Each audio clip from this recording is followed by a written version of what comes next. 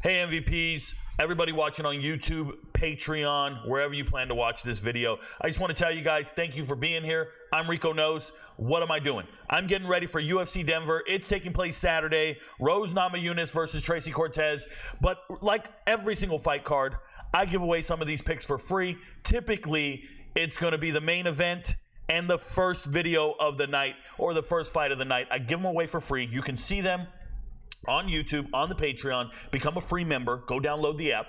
And then if you want to see the rest of the picks, all you got to do, become an MVP. We're doing pretty good. I want to show you guys the results from last week or from 2 weeks ago. Remember, there was no fight card last week. It was 4th of July weekend. I took a vacation. Shout out to Nashville. Shout out to the beautiful Kim Jones. Took her to Nashville. Had a great time. Had the time of our lives. And just really enjoyed the ambiance. And went out and went to the museum and whatnot. But we're home now. And we're ready to get back to work. So here I am. I'm going to show you UFC 303. If you didn't know, UFC 303, overall, I went 6-7. If you're looking at the card, I went 6-7. If you're one of those blind tailers, you're completely wrong. Don't ever do that. Don't ever blind tail the picks. Please watch the videos, get the analysis, and understand that we won hugely for the second week in a row. And the reason I say that is we didn't miss a single lock. All the locks hit again. You can see it right here. The parlay for all the locks is a plus 192. We hit the first 4 parlays. Oh my goodness. The first four parlays didn't miss, and none of the locks missed. What do we miss on? We missed some leans. We missed some value bets. Don't put too much on that. But the locks themselves for 2024, we are at 83%. I keep saying we. It's just me, bro. 83%. And that is over 94 fights. This is not a game. This is not luck. You have to pick and choose who you think's going to win and how they're going to win. And sometimes you get the props right, like Roman Dolidze by points. Shout out to me for saying that. That really happened. Go and check those payouts, okay? We get some of these props right. Talbot, TKO, looks so impressive. So we get it right every week, and here we are. We're on the Rose Cortez fight card, and there's going to be all these fights. I'm going to break them down. I hope you guys don't miss any of the videos. But the first one is Evan Elder versus Darrius Flowers. Let's go talk about it. Evan Elder here, 8-2. Okay, 8-2. They're fighting at lightweight, and he's fighting Darrius Flowers. Now, we have seen Darrius Flowers previously. I did a video on Darrius Flowers, and I correctly bet against him. I told you guys Michael Johnson was going to beat him, and in the video, I just double-checked it. It's on Patreon. Shout out to the MVPs. You can go rewatch it again. Just search. Put in the search bar, Darrius Flowers. The video will come up. And when it comes up, I tell you guys, I don't believe in Darrius Flowers like this. I don't think he's that good. He's not that dangerous. He's low output. And he lost the fight 30-27. I also said it's going to go the distance. The third round's going to start. Because this guy doesn't have that killer in him. He's just not built like that. You know, there are people who want to be fighters. Like, they talk about it, they want to be about it, and then they don't get it done. And they're not built like that. I was just doing research on Darrius Flowers. I already know his whole fight skill set and all that. What I was doing research on is how did he get this fight? Because it's a short notice fight. This was not on the card when I made the card 2 days ago. So it's been added within the last 48 hours. Short notice fight. First thing I found online is this dude is complaining that he has to take this short notice fight. He doesn't sound like somebody eager to go scrap. He doesn't sound like somebody who wants to jump in the octagon and go scrap right now. Shout out to Dan Ige, taking a fight on 4 hours notice. This guy is bitching and complaining all over his Instagram and Twitter saying, why do I got to take this fight on short notice? That tells me he doesn't really want to fight. He's not cut from that cloth. And I already didn't like him for his performances against Jake Matthews and Michael Johnson. I already don't think he's a good fighter. So, mentally, not ready to go eat, not ready to take somebody's lunch money. And on the flip side, you got Evan Elder. Evan Elder is the complete opposite. Nicknamed the Phenom. You want to know how eager he is to fight? His UFC debut was on short notice, up a weight class. That's right. He fought Preston Parsons at 170 pounds on short notice and went out there to bang. Excuse me. Then, in his next fight against a very good fighter in Nazim Sadikov, he was winning that fight. He was winning it 2 rounds to 0. He was up 2 rounds. And then they stopped it in the third because he got a nasty cut above his eye. There was a kick, and it just a nasty gash. He was not knocked out. You see how they say this TKO, Dr. Stoppage? No, he wasn't. He wasn't injured. He wasn't dazed. He was unfazed, okay?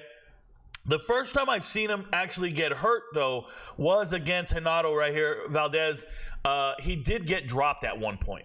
And when he got dropped, he didn't scramble. Like, you know how guys get punched and then they shoot for the legs, they shoot for a takedown? It's kind of one of these innate self-preservation things where you get clocked and you're like, oh man, let me get out of here. And they just dive for a leg. He didn't do that. So that tells me that wrestling's not really his skill set, that he's just going to be a striker. But he did win this fight. And he won the fight by unanimous decision. And when you go watch it, it's obvious he won the fight 29-28. It's obvious he won 2 rounds, and then one of the rounds he lost. But my God, did one of the scorecards say 30-26? I'm not kidding. 30-26. That's nuts. There was no 30-26. Those judges are ruthless. The judges don't know what they're doing. Let me tell you guys something. I don't think Evan Elder's going to come out here and grapple. I think it's going to be a boxing match. And when Evan Elder throws his strikes, he throws with sheer aggression. Real bad intentions. Everything is kind of deliberate. The jab is not for... He doesn't throw his jab. Like, there's 2 reasons to throw your jab. One is to test your distance away from your opponent. We as fighters don't really do that. What we do is we use our feet. Over time, you know when your foot is this close to the lead foot of the other opponent or to your opponent, you know that you're close enough to strike. You just kind of know the distance that you are from somebody. So when you see somebody out there throwing a jab, what they're really doing is it's almost like a feint, and they're stopping the progress of somebody's combo. So they throw this jab. Another technique is to throw the jab and intentionally miss. Throw it wide left. Throw it wide left. And if you keep throwing it wide left, your opponent's head will move to your right. And as their head moves to your right and they start to circle, you can drive them to circle with your jab. It'll drive them to move into your power hand. And that's a technique when striking goes. Evan Elder doesn't do this. Evan Elder throws his jab to do damage. He throws his jab to hurt you, kind of like a boxer trying to score points with the jab. It reminds me of George Foreman's jab. He's just out there and he wants to put it on you. He even jumps into this jab, a power jab, if you will. I really like Evan Elder's striking acumen and his approach to striking because it looks like he's trying to hurt the other guy. And Darrius Flowers, not only is he mentally not there, like he wants to go take somebody's lunch money, he just doesn't impress me. Okay? This is Evan Elder at 155. He's game every single time. He looks good every single time. In these losses, he looked better than the person he was fighting. He looks good every time he's in the ring. So, like for me, Evan Elder could easily be undefeated. He took a fight at 170 just to get to the UFC, just to get on the radar. And what everybody saw was, oh my God, he's great.